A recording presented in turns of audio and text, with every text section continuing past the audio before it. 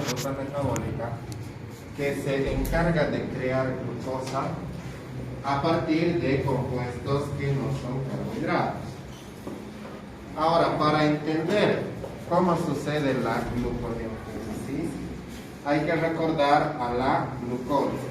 En otras palabras, si no sabes la glucólisis, no vas a entender la gluconeogénesis y al revés, ¿ya?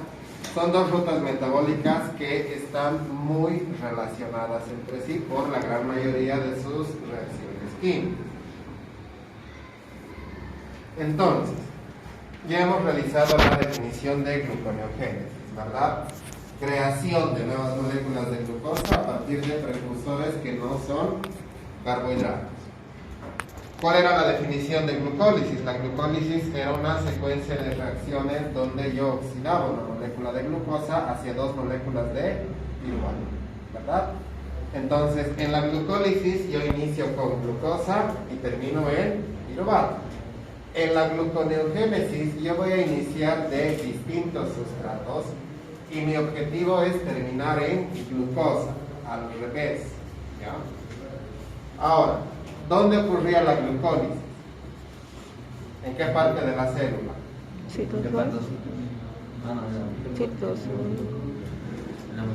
En el citosol. O sea, de glucosa hasta piruvato en el citosol. Ya de ahí, si era aeróbica o anaeróbica, pues nos manteníamos en el citosol o ingresábamos a la mitocondria para continuar con el ciclo de Krebs y demás. En el caso de la gluconeogénesis, vamos a utilizar dos lugares, la mitocondria y el citosol. Luego, la glucólisis era un proceso que lo utilizaban casi todas las células del cuerpo, porque casi todas requieren de glucosa. En cambio, la gluconeogénesis va a ser realizada solo en dos lugares, en el hígado y en el riñón, principalmente en el hígado. Entonces, solo estos órganos van a realizar gluconeogénesis. Ahora, ¿cuáles van a ser mis sustratos para crear glucosa? Vamos a utilizar lactato, podemos usar glicerol y podemos utilizar los aminoácidos. Es decir, tengo distintos sustratos, pero estos sustratos ¿en qué se van a convertir? En glucosa, ¿ya?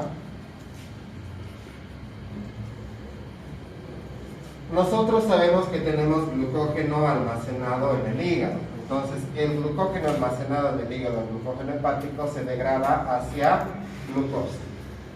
Y este glucógeno hepático lo que hace es proporcionar glucosa a la circulación sanguínea para mantener normales los niveles de glicemia que tenemos en la sangre.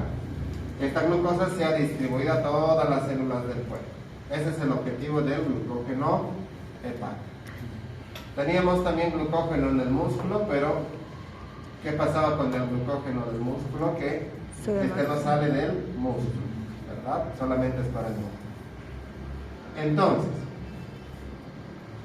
puede haber situaciones donde, por ejemplo, los niveles de glucógeno se agoten y no haya como yo aporte glucosa a partir del glucógeno hepático. Entonces, yo tengo que tener vías alternas para poder aportar glucosa hacia la sangre y no caer en hipoglicemia.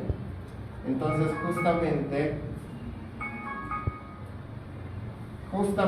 ahí viene la gluconeogénesis, para aportar glucosa y que ésta siga manteniendo los niveles normales de glicemia.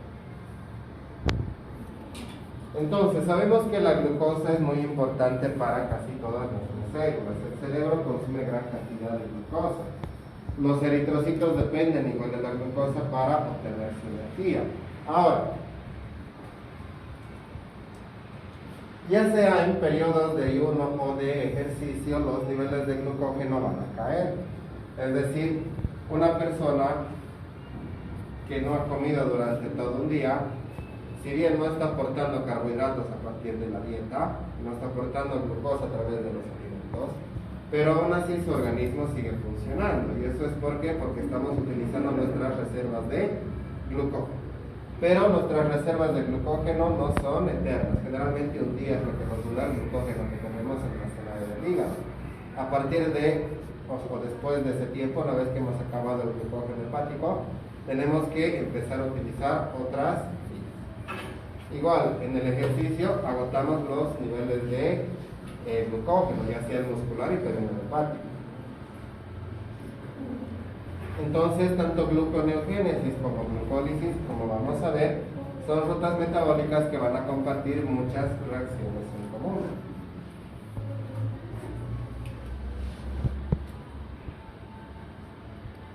Vamos a dibujar, o primero, aquí está representado el esquema de la glucólisis y la gluconeogénesis, es decir, los dos procesos.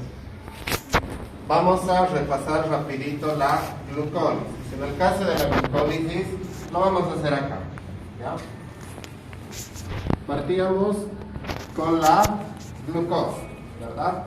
La primera reacción de la glucólisis era una reacción reversible o irreversible. ¿Cómo? Irreversible. Irreversible. En la primera reacción, la glucosa se convertía en glucosa 6-fosfato.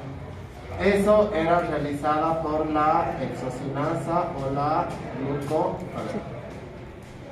Escribiremos el nombre de las enzimas mejor. Esto nos va a ayudar más adelante. La glucosinasa La exocinasa. o la hexocinasa. Esa era mi reacción número 1. Luego, ¿qué sucedía? La glucosa 6-fosfato se convertía en fructosa 6-fosfato. Aquí está. Era una reacción, esta es reversible. La reacción número 2, aquí lo vamos a poner. Las que son reversibles las vamos a poner así.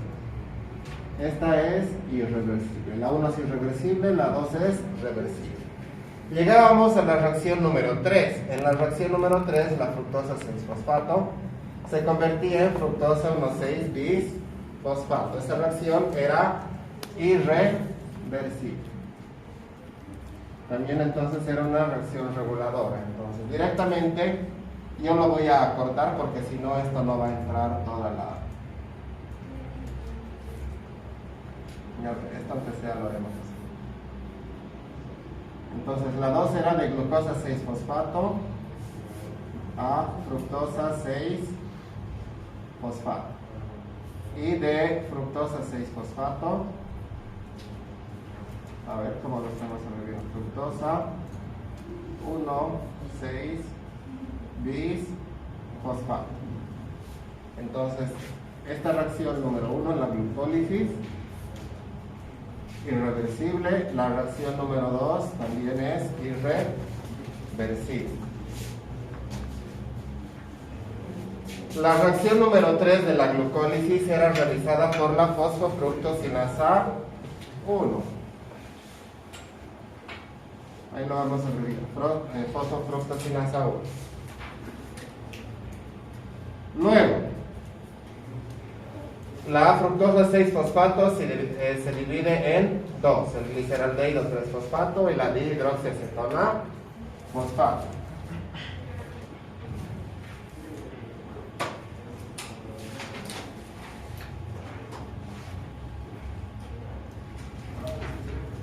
Aquí vamos a poner la dihidroxiacetona fosfato y el gliceraldehído 3-fosfato. Estas reacciones también son reversibles, es decir, lo que se dividía en dos y lo que se convertían entre cada uno de ellos.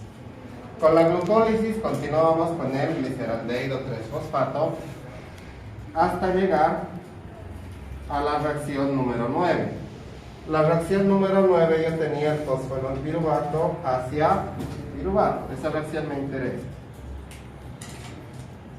Lo voy a abreviar el fosfenolpiruvato así como PEP. Y el fosfenolpiruvato se convierte en Piruvato. piruvato. Esta reacción era irreversible. Es muy importante saber eso, cuáles son reversibles y cuáles son irreversibles. Entonces, esta reacción era catalizada por la piruvatocinasa.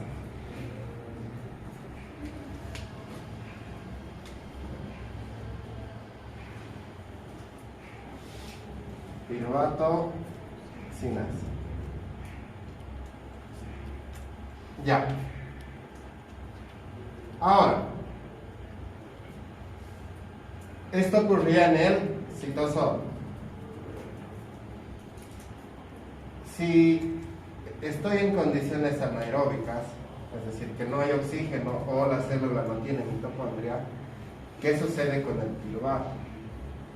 El piruvato se va a reducir hacia lactato ahí en el citosol. Entonces,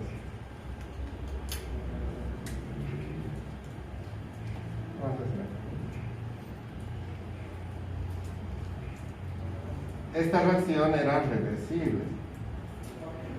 La lactato deshidrogenasa catalizaba la reducción de piruvato hacia lactato. En condiciones aeróbicas, ¿qué sucedía con el piruvato? Tenía que ingresar a la mitocondria para... Todos pasan por aquí, estoy grabando.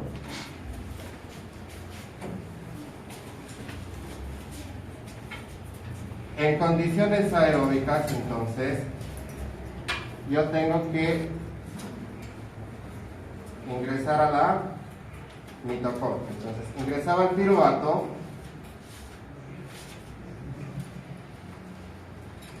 al interior de la mitocondria para convertirse en ¿qué?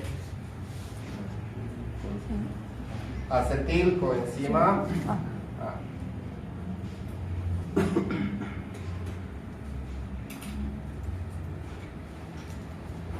¿Y qué sucedía con la acetilcoenzima A? Ciclo de Krebs. Ciclo de Krebs. Ingresa al ciclo de Krebs. Ya. Lo vamos a abreviar así porque si no, no me va a alcanzar el espacio. ¿Ya? Entonces, eso es lo que hemos visto hasta el momento con la glucosa. Entonces, esto de acá era la glucólisis. La gluconeogénesis es un proceso reverso, donde mi objetivo no es partir de glucosa y terminar generando lactato o acetilcoenzima para generar energía. Mi objetivo es generar glucosa. Entonces voy a partir de abajo y tengo que llegar hacia arriba. Pero hay un problema con eso. En el camino de la glucólisis, es decir, en estas reacciones, yo tengo tres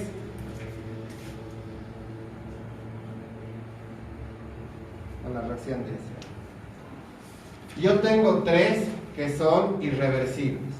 Reacción 1, reacción 3 y reacción número 10. ¿Qué significa eso? Que si yo empiezo de lactato, por ejemplo, el lactato se puede convertir en piruvato, es una reacción reversible. Pero el piruvato no puede generar fosfenol piruvato. Utilizando esta enzima no se puede, porque es una reacción irreversible. Entonces, si yo no puedo llegar acá, utilizando esta enzima, no puedo llegar hasta glucosa. ¿Qué significa? Que tengo que ver la manera de generar fosfenol piruvato a través de otras reacciones químicas. ¿Por qué? Porque si yo utilizo otras reacciones para generar fosfenol piruvato, este puede volver en sentido reverso porque estas reacciones son reversibles. Puedo volver hasta acá y aquí me encuentro con el segundo problema, que esta reacción catalizada por la fosfofructosinasa 1 también es irreversible. Entonces no puedo utilizar esta enzima para ir en sentido contrario.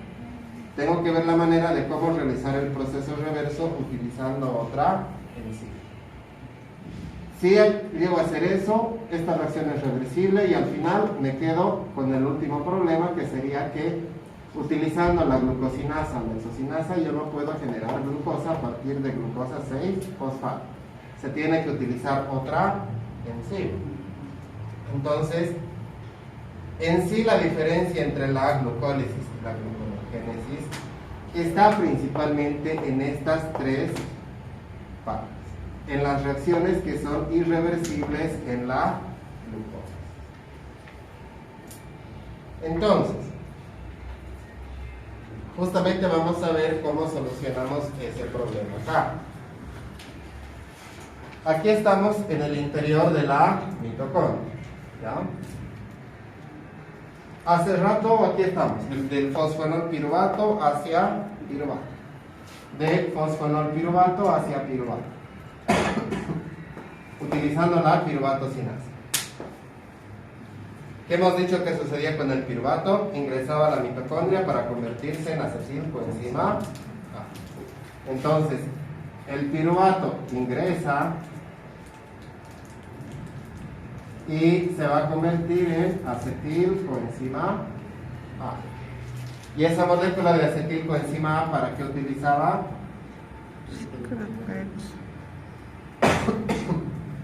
Para realizar ciclo de Krebs. ¿Y cómo iniciamos el ciclo de Krebs?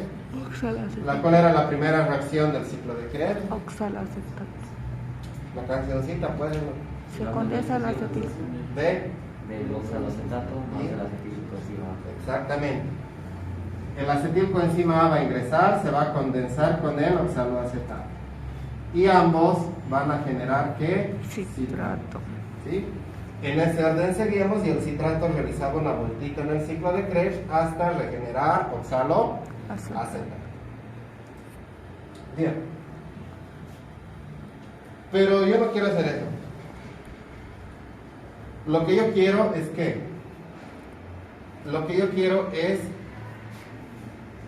regenerar fosfonol piruvato. ¿Ya? Entonces, yo puedo regenerar, o sea, yo voy a ver cómo voy a regenerar fosfonol piruvato a partir de piruvato, pero lo que yo voy a hacer es utilizar un desvío, es decir, otras reacciones. Entonces, el piruvato que ha ingresado a la mitocondria, en vez de hacer esto, yo lo voy a utilizar ¿para qué? Yo lo voy a utilizar para generar oxaloacetato. Es decir, a partir de piruvato, yo voy a generar oxaloacetato, la molécula final del ciclo de Krebs. Entonces, esta es la primera enzima que hay que recordar, la piruvato carboxilasa. ¿Ya? Entonces, la piruvato carboxilasa lo que hace es, el piruvato es una molécula que contiene 3 carbonos. Le voy a añadir un carbono más, es decir, va a ingresar dióxido de carbono a la reacción. Un carbono, 2 oxígenos lo estamos agregando. Vamos a consumir una molécula de ATP hasta ADP y vamos a generar el oxaloacetato. Ya tengo el oxaloacetato. Entonces, en vez de que el oxaloacetato haga lo que sabemos, dar una vueltita ahí en el ciclo de Krebs, yo no quiero hacer ciclo de Krebs. Lo que yo quiero es llegar nuevamente hasta fosfonol piruvato. Entonces, el oxaloacetato, en vez de irse por acá, lo voy a utilizar para generar malato, otra molécula que forma parte del ciclo de Krebs. Entonces, es como que estoy yendo en sentido reverso. ¿Por qué esta reacción es reversible? La malato deshidrogenasa entonces convierte el oxaloacetato en malato. Una vez que tengo el malato, ¿qué voy a hacer con el malato? Al malato lo voy a sacar hacia el citosol. Entonces, este malato que está aquí afuera, lo voy a volver a convertir en oxaloacetato. Voy a hacer la reacción reversa de lo que he hecho aquí. Entonces, nuevamente la malato deshidrogenasa va a convertir el malato en oxaloacetato. Y una vez que tengo el oxaloacetato, esta es la segunda enzima que hay que recordar, la fosfonol piruvato carboxicinasa. Entonces, lo que hace esta molécula es convertir el oxaloacetato en fosfoenol piruvato a través de el consumo de una molécula de GTP hasta GDP y la eliminación de un carbono y dos oxígenos, es decir, dióxido de carbono. Entonces, de esa manera, a partir de piruvato,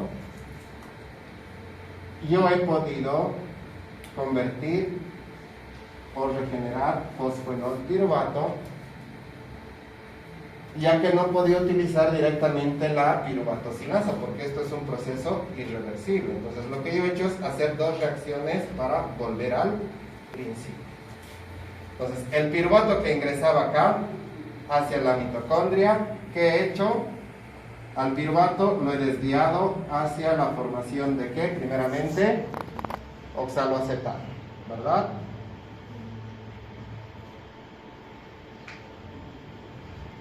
Y de oxaloacetato lo he convertido en malato. El malato ha salido.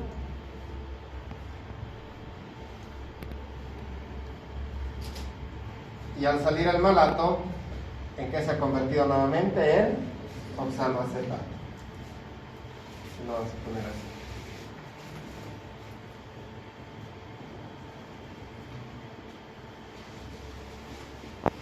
Y el oxaloacetato, ¿en quién se ha convertido?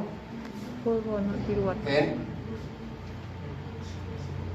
fosfoenol piruvato, ¿verdad? Entonces, como no puedo utilizar esta enzima para ir en el proceso reverso, he tenido que utilizar dos. La primera, la piruvato carboxisilasa. Y la segunda, la fosfoenol piruvato carboxisinasa. Suena muy parecido a la terminación. Esto es carboxilasa y esto es carboxisinasa. ¿Ya? Entonces, eso está resumido acá. Solo que por la calidad de imagen ahorita ustedes no van a notar, pero cuando tengan la presentación ahí lo van a leer de forma más completa. De piruvato hacia oxaloacetato y de oxaloacetato hacia fosfoenol piruvato. ¿Ya? Ahí están las dos enzimas. Entonces, en ese consiste mi primer rodeo o mi primer desvío para generar fosfoenol piruvato a partir del piruvato. Bien, ¿eso es entendido? ¿Por qué no puedo utilizar la piruvatocinasa para hacer esto? Para ir de piruvato a fosfoenol piruvato. Porque es una reacción irreversible. Porque es una reacción irreversible. En su lugar, hago dos reacciones utilizando otras enzimas para regenerar fosfoenol piruvato. Bien. Ahora, obtengo fosfoenol piruvato. Mi objetivo es llegar hasta glucosa. Entonces, de aquí las otras reacciones de la glucólisis ocurren en sentido reverso utilizando las mismas enzimas, es decir, las enzimas de la glucólisis y la gluconeogénesis de estas reacciones son las mismas porque son reacciones reversibles. Entonces puedo volver hasta gliceraldehído 3-fosfato y hasta formar fructosa 1,6-bis-fosfato. Y me detengo acá, ¿por qué? Porque esta enzima, la fosfofructosinasa 1 de la glucólisis, cataliza una reacción irreversible. Entonces, esta enzima no puede convertir esto en esto. ¿Cuál es la solución? La solución aquí es utilizar otra enzima que me permita realizar el proceso reverso. Ahí está numeradita, entonces. Nuestro segundo rodeo es ir de fructosa 1,6-bisfosfato hacia fructosa 6-fosfato, la reacción 3 de la glucólisis. Entonces,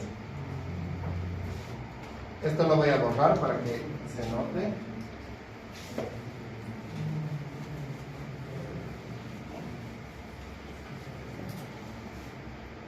Entonces, hecho esto, reversible, reversible, reversible, reversible, he llegado hasta acá, a mi reacción número 3. En la glucólisis sabemos que la fructosa 6-fosfato se fosforila por la fosfofructosinasa 1 para convertirse en fructosa 1,6-bis-fosfato. Entonces, lo que yo voy a hacer es utilizar otra enzima. Ya no voy a utilizar la fosfofructosinasa 1, no puedo utilizar esta enzima. Lo que yo voy a hacer es utilizar otra enzima, esta de aquí. Esa enzima se llama la fructosa 1,6-bis-fosfatasa. Aquí lo voy a anotar, ¿ya? La fructosa 1,6-bis-fosfatasa. Entonces, ¿qué va a hacer esta enzima? Esta enzima lo que hace es, con la ayuda de una molécula de agua, quitarle un grupo fosfato. Es decir, entra agua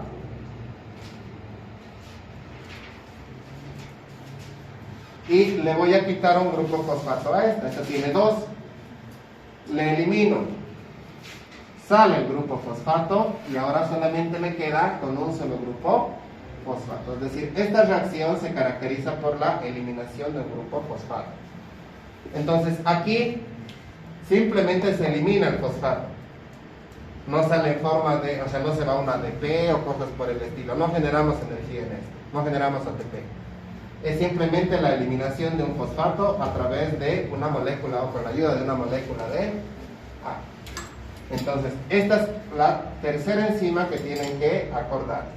Las primeras 2 eran para realizar este rodeo. Esta es la tercera enzima. Entonces, ya puedo ir de este a este. La reacción 2 utilizo la misma enzima de la glucólisis hasta llegar a glucosa 6-fosfato.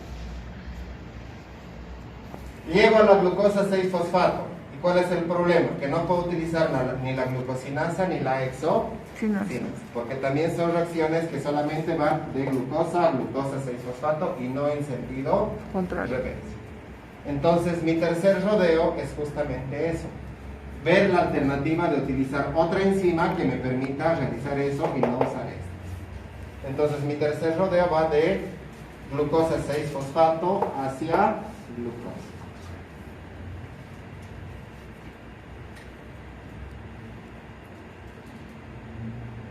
¿Qué lo vas a poner así?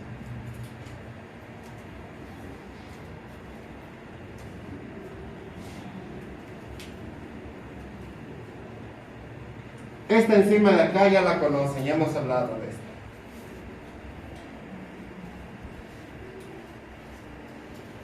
Es la glucosa 6-fosfatasa. Es la enzima que no tiene el hígado, o perdón, no tiene el músculo, y por eso la glucosa del músculo nunca deja el músculo. Entonces, esta es la glucosa 6-fosfatasa. ¿Y qué es lo que va a hacer esta enzima? Lo que va a hacer es lo mismo. El objetivo de esta enzima es quitarle el grupo fosfato a la glucosa 6-fosfato.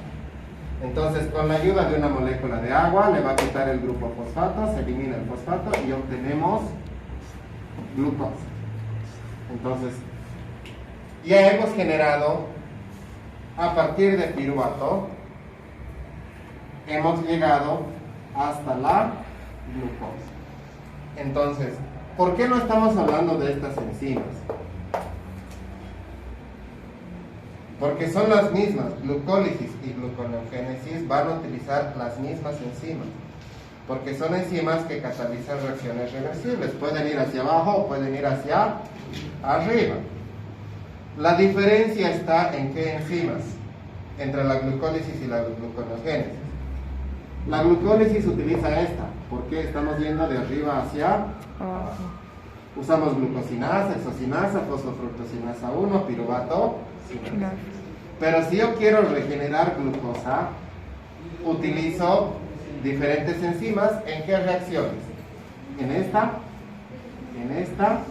y en las reacciones para ir de piruvato hacia fosfonilpiruvato, que son 2 enzimas, ¿verdad? Eso es. No mencionamos las demás enzimas porque son exactamente las, es decir, glucólisis y gluconeogénesis usan las mismas enzimas. Y todo depende de qué es lo que la célula quiere. Es decir, si la célula quiere oxidar la glucosa, Estas enzimas, a ver, esto tienen que entender.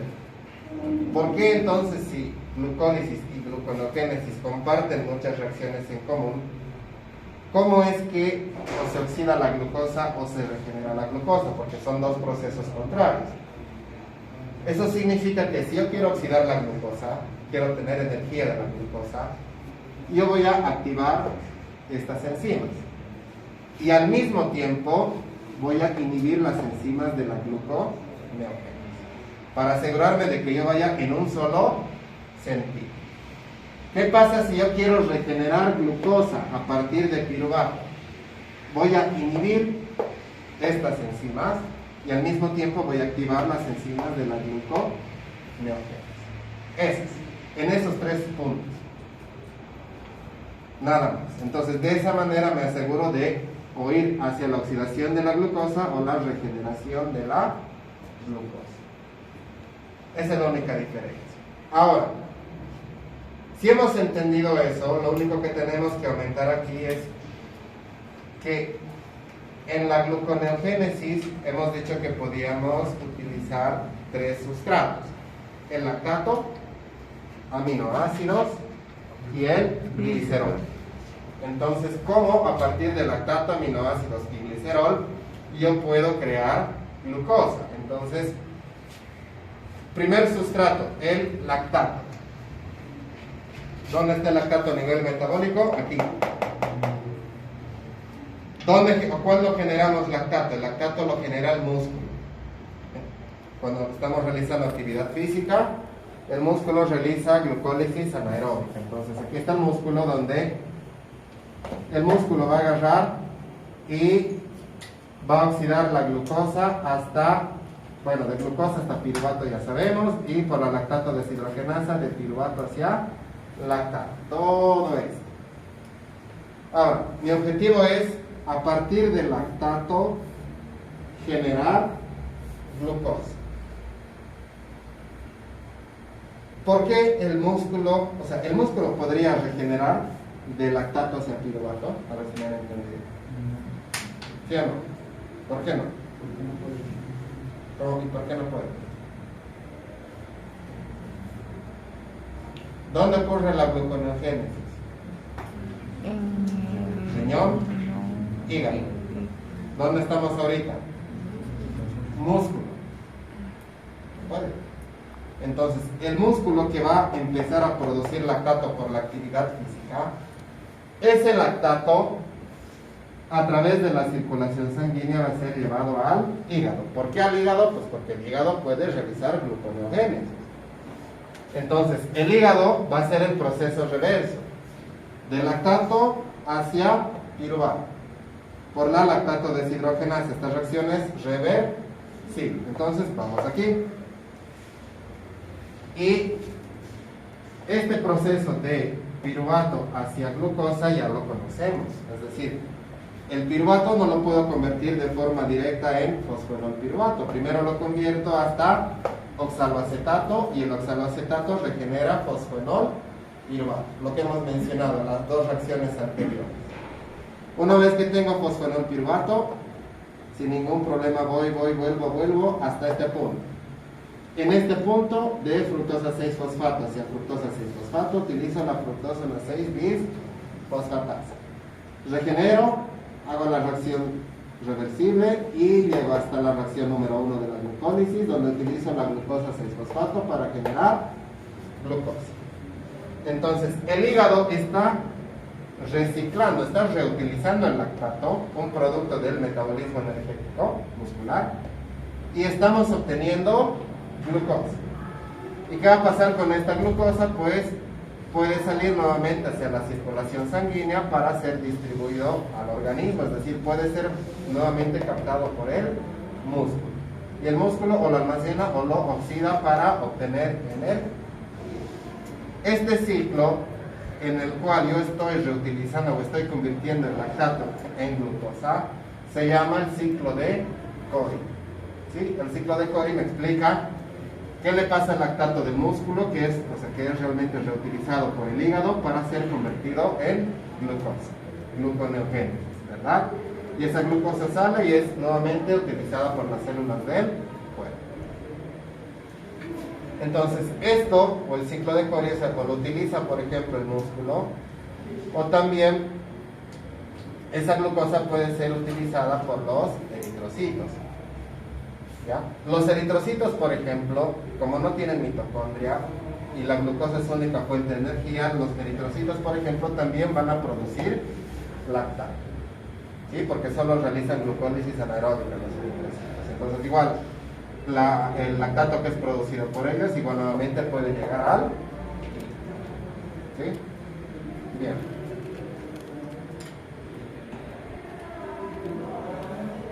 A partir de aminoácidos. ¿Cómo voy a generar glucosa a partir de aminoácidos? Los aminoácidos sabemos que son las unidades funcionales de las proteínas, ¿verdad? Las que me permiten construir proteínas. Entonces, ¿cómo sucede eso?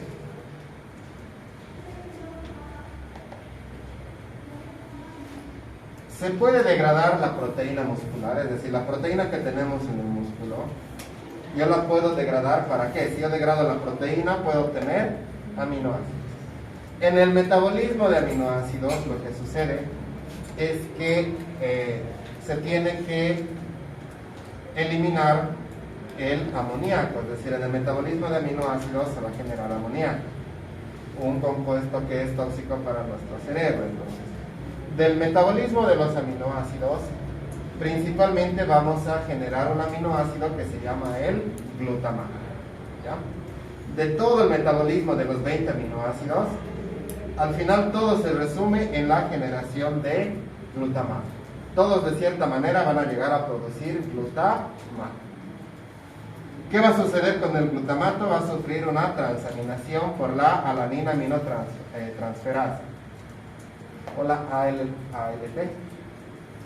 Entonces, una transaminación, ya sabemos, de un aminoácido a un cetoácido, de un cetoácido a un aminoácido. Este es mi aminoácido. Entonces, mi glutamato más una molécula de piruvato me van a generar alfa-cetoglutarato y alanina. De ahí el nombre de la enzima, pues alanina aminotransferasa, por eso se llama así, porque estamos generando alanina a partir de glutamato. ¿Qué sucede con la alanina? La alanina tiene la ventaja de que esta va a ser transportada hasta el hígado. ¿Sí? El aminoácido alanina va a llegar hasta el hígado. Hay otra transaminación por la misma enzima, por la ALT, donde vamos a generar ¿qué? Nuevamente glutamato y vamos a generar piruvato. Esto ya, o sea, del glutamato va a ingresar el metabolismo del amoníaco que se genera, va a ingresar al ciclo de la urea y demás, pero lo que nos interesa es que a partir de alanina y alfa-cetoglutarato yo estoy generando glutamato y en este caso lo que me interesa es el piruvato. ¿Por qué el piruvato? Porque justamente a partir del piruvato yo sé que puedo llegar nuevamente hasta la glucosa. Entonces, hago gluconeogénesis para generar glucosa. Y esa glucosa que es generada, producida en el hígado, otra vez sale a la circulación sanguínea para ser distribuida por las células del cuerpo. Entonces, este proceso se llama el ciclo de la glucosa alanina, por esa razón. Porque uno, yo estoy utilizando principalmente la alanina como medio de transporte tanto de nitrógeno para su eliminación a través del ciclo de la urea y me está ayudando la alanina justamente con la regeneración de glucosa. ¿Ya? Y me queda un sustrato más, el glicerol. Eso lo vamos a explicar al otro lado lo que tenemos porque ahí se va a entender mejor. Esto lo voy a borrar un poquito. A nivel metabólico, ¿dónde se incorpora el glicerol? Primero, aquí nos vamos a ubicar en los adipocitos. En los adipocitos yo almaceno triglicéridos. ¿Ya? Cuando yo hidrolizo los triglicéridos, ¿qué obtengo? Obtengo, por un lado, el glicerol y por el otro lado obtengo ácidos grasos libres. 3 ácidos grasos libres, ¿verdad? 3 ácidos grasos más un glicerol hacen un triglicérido.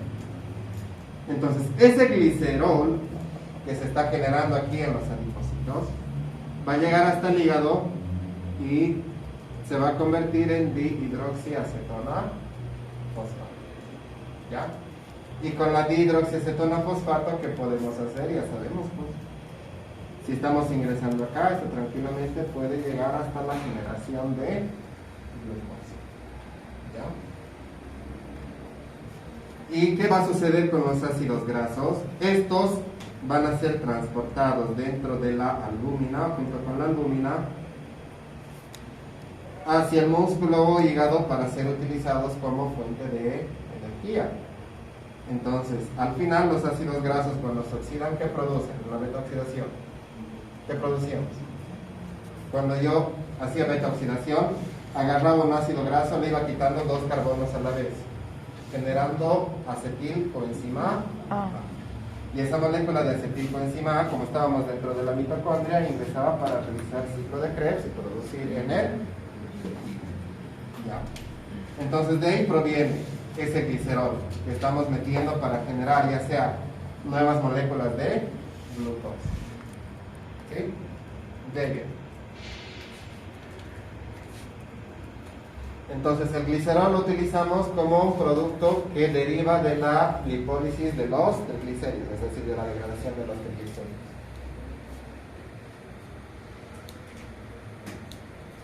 Esto, por ejemplo, es un detalle muy importante. ¿Por qué? Porque significa que cuando yo estoy quemando grasa, es decir, estoy hidrolizando triglicéridos, me estoy acoplando hacia la vía de generación de nuevas moléculas de glucosa, hacia la gluconeogénesis. Y eso es muy importante, ¿por qué? Porque el objetivo de la gluconeogénesis no es producir ATP. En algún momento hemos tocado que estamos produciendo ATP. No. En realidad es un proceso que es energéticamente costoso para la célula, crear glucosa. Necesitamos o gastamos en el proceso 6 ATPs para crear una glucosa. Entonces, ¿por qué realizar un proceso que es energéticamente tan costoso para producir solamente una molécula de glucosa? Porque la energía que yo utilizo para crear esa glucosa proviene de acá, de la oxidación de los ácidos grasos. Es decir, los ácidos grasos que sabemos que producen gran cantidad de energía van a cubrir ese gasto energético que se requiere para realizar la gluconeogénesis. Entonces, este es el balance energético de la gluconeogénesis. Aquí lo que me interesa que sepan es, para cada molécula de glucosa que yo quiero producir, ¿qué necesito? Yo necesito 2 moléculas de piruvato. ¿Por qué? La glucosa, ¿cuántos carbonos tiene? 6. ¿El piruvato cuántos carbonos tiene? 3. Entonces, significa que yo no puedo utilizar solamente pues, un piruvato para crear una glucosa. Necesito 2 moléculas de piruvato, ¿verdad? 2 piruvatos para una sola glucosa, porque una glucosa me producía 2 piruvatos. ¿Sí? Y en ese proceso consumo 6 moléculas de ATP. Cuesta energía. Moléculas de NAD reducido, agua y demás. Entonces aquí estamos desde piruvato hacia oxaloacetato, de malato hacia oxaloacetato, fosfonopiruvato, y de ahí la glucólisis como tal. Aquí está, resumido lo que sería la gluconeogénesis, solo que le falta poner aquí la enzima y aquí las enzimas. Aquí lo que interesa es dónde he gastado energía en todo ese proceso. ¿Ya? Como hemos dicho, en todo este proceso de la gluconeogénesis no hemos visto que hayamos producido NAD reducido, porque si producíamos NAD reducido podríamos generar ATP. No hemos producido ATP como tal, porque había eliminación de grupos fosfato y demás, pero se eliminaba el grupo fosfato, no se generaba ATP. Entonces Primero, de piruvato hacia oxaloacetato se gasta, aquí les voy a mostrar.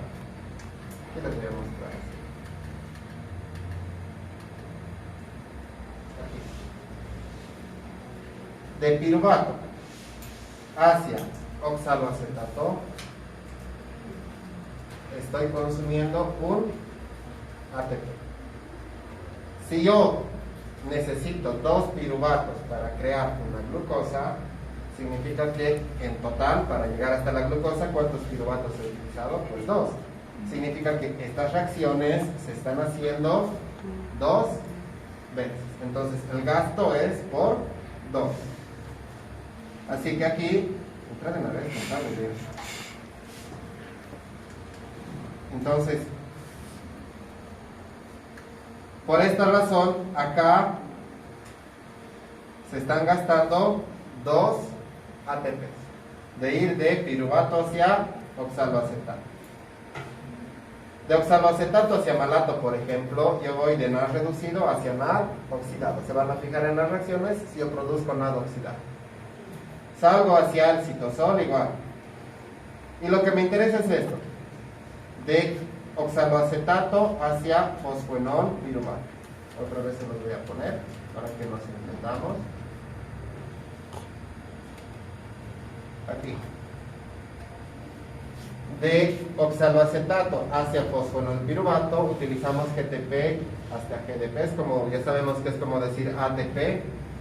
Entonces aquí estamos utilizando un ATP, pero como estamos utilizando 2 piruvatos, hemos dicho que todo esto es por 2. Entonces serían aquí otros 2 ATPs.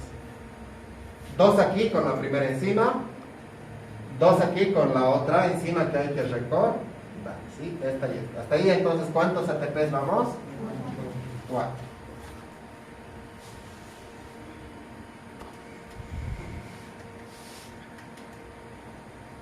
Y finalmente, ¿llego a dónde? Para ver los últimos 2 ATPs.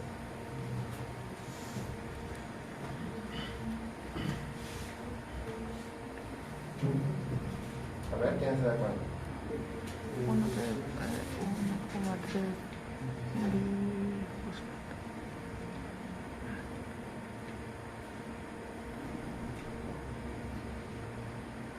En la glucólisis, ¿en qué reacciones producíamos ATP?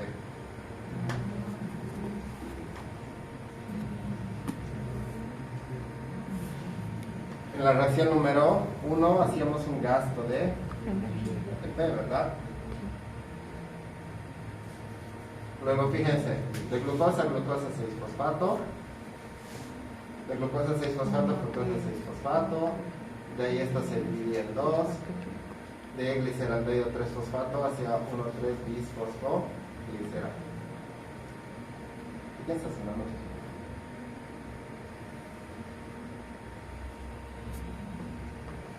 Ya, pues contesta.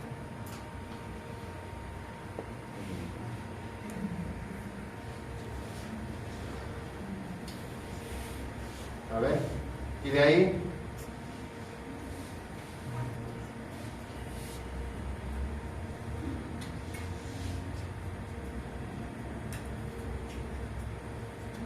van a revisar de 1,3 difosfoglicerato hacia 3 fosfoglicerato. Yo generaba ATP, pero como estoy haciendo el proceso reverso, pues el ATP va a entrar y va a salir AD. ¿Ya? Igual, otros 2. Entonces de esa manera yo tengo que he consumido en total 6 ATP.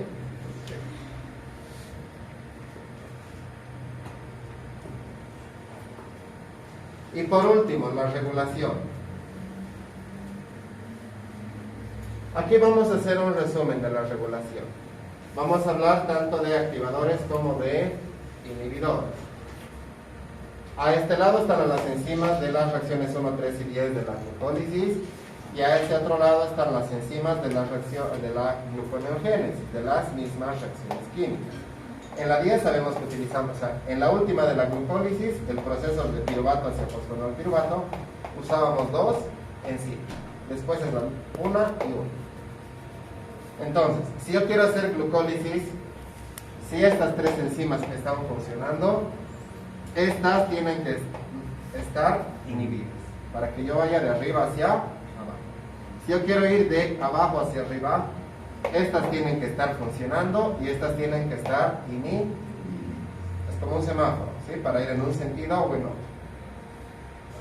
Así que tenemos distintas moléculas que van a activar o inhibir a las mismas enzimas al mismo tiempo, es decir, van a tener efectos contrarios en las dos enzimas.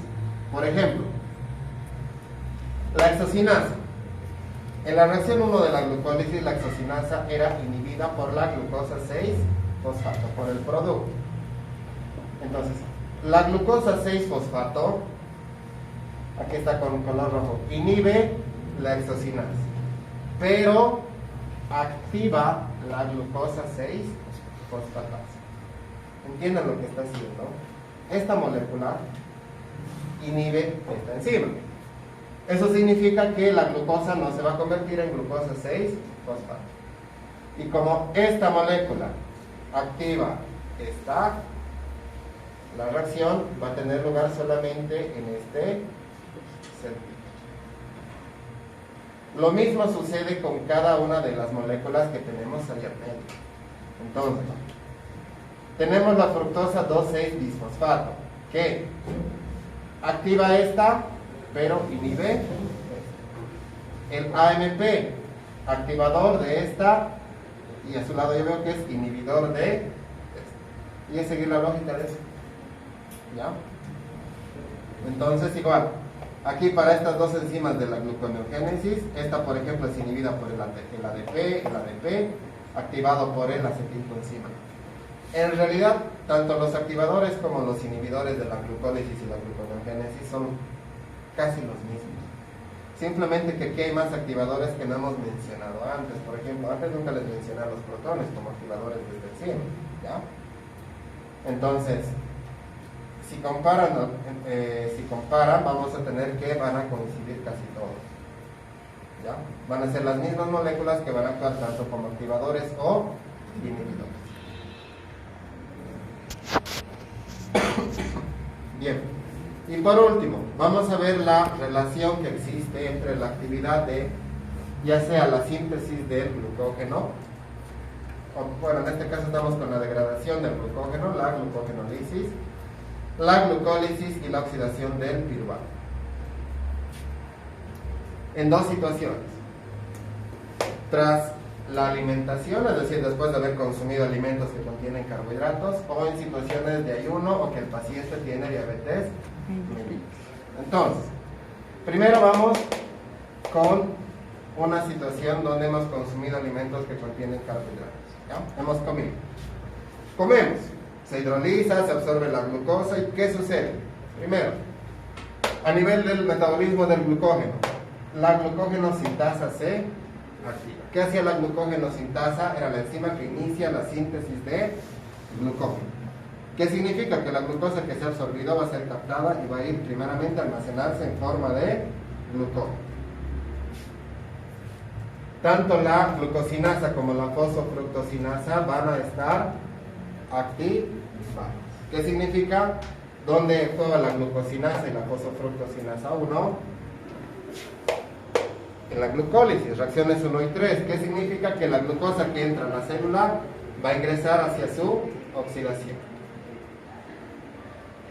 Luego, la piruvatosinasa. ¿Qué hacía la piruvatosinasa? ¿Dónde estaba la piruvatosinasa? Aquí, en la reacción 10 de la glucólisis. Entonces, también la piruvatosinasa va a estar activa. En otras palabras, reacciones 1, 3 y 10, estas enzimas de la glucólisis se activan, lo que significa que la glucosa se va a oxidar. Y la piruvato deshidrogenasa. ¿Dónde estaba la piruvato deshidrogenasa? Aquí. De piruvato hacia acetilcoenzima A. ¿Qué significa? Que cuando tú comes, ¿qué pasa con la glucosa? Primero se va a almacenar en forma de glucógeno y luego se va a estimular la glucólisis. La glucosa se va a oxidar por completo porque estamos activando o estamos estimulando todas las enzimas que intervienen en su oxidación. ¿Qué es lo que sucede? ¿Y qué pasa con las enzimas que están más en el proceso catabólico? Es decir, si cambiamos la situación, si estamos en una situación de ayuno donde no hemos comido nada, o la persona tiene diabetes, entonces las mismas enzimas que realizan la glucólisis o la síntesis del glucógeno no se van a encontrar activadas o activas, se van a encontrar inhibidas. ¿Por qué? Porque de forma indirecta, o sea, indirecta y directa, la actividad de estas enzimas dependen en gran medida de la insulina. Y en un paciente con diabetes sabemos que el problema está en relación a la insulina. Por eso es que no se van a activar. Y otra situación es que cuando tú comes y se eleva la glucosa de la sangre, como mecanismo se libera la insulina del páncreas. ¿Sí? El páncreas detecta esa elevación de de glucosa y libera insulina. Entonces, si no hemos comido nada, no va a liberar por nuestro páncreas insulina, ¿verdad? O sea, no va a haber por qué. Pues justamente por eso también estas enzimas se van a encontrar inhibidas.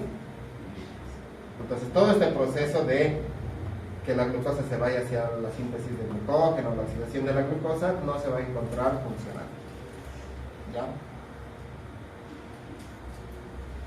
En cuanto a las funciones de la insulina y glucagón, la insulina tiene un papel inductor sobre estas enzimas. ¿Sí? De la glucólisis, ahí están las tres enzimas. El glucagón va a tener un efecto inhibidor de las tres.